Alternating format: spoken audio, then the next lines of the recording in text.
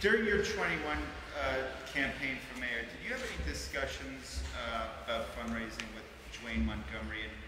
And when did discussions, I mean, he's been a loyal donor for years, going back to your Senate days. Like, can you talk about any of those discussions over the years you may or may not have had? Well, as I said, Dwayne is a popular Harlem figure. And I'm not sure, but I'm sure he donated to other electeds. He was well known. And I am very clear. The systems I put in place with my compliance attorney, with my team, we must stand up to scrutiny. And whoever comes to me all the time, when you look at the number of New Yorkers who have donated to our campaign, I'm very clear, you must follow the rules. And that doesn't change. My conversation is consistent. I can sleep well at night because I know I'm consistent in what I say to people. So whenever people say, something is happening, I sleep well. I'm consistent. Everyone must follow the rules. That's what I say.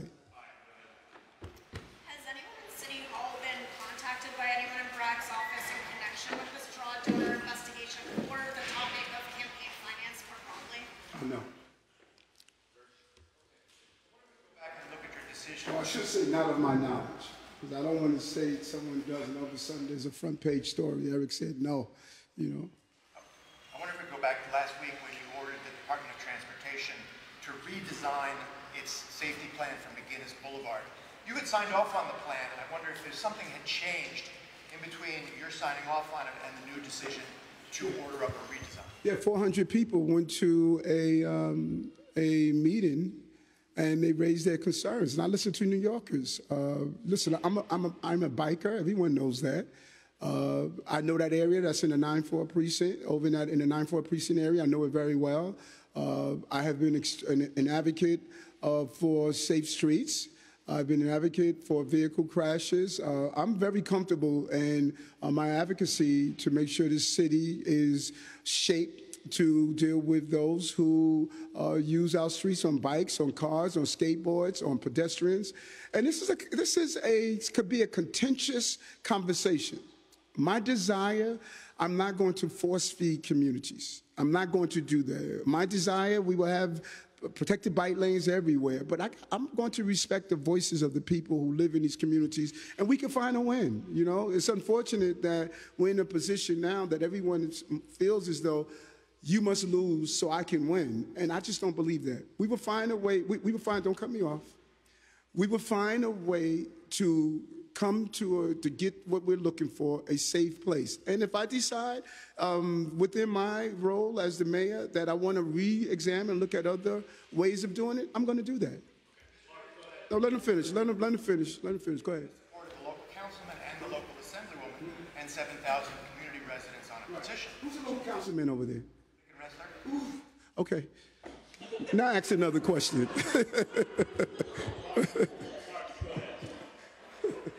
Hey, Mr. Mayor, how you doing?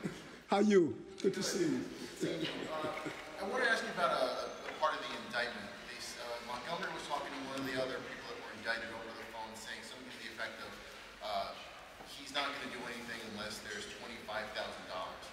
Is there anything you can shed as far as light goes on what that means? And while you were running and while you were campaigning, was there ever anything like a minimum amount, that like a threshold, in order to meet you or to offer you some sort of anything like that? First of all of you cover politics. All you cover politics. You know how many people call me and ask, Eric, can I do a fundraiser for you? And so the window of getting and gathering the amount of money that's needed to run a campaign, you can't go to a coffee clutch and someone is raising you $125. You need to make sure you use your time appropriately. And so my fundraising team sits down, and the campaign fundraising team sits down and decide what are the ways we're going to get Eric physically present off the campaign trail for 2 hours what is it going to take us to do that? Because I'm not campaigning during that time on the campaign trail. And so whatever the campaign team decided is what they decided. And it's not something that I decide. I have a campaign team who did an amazing job.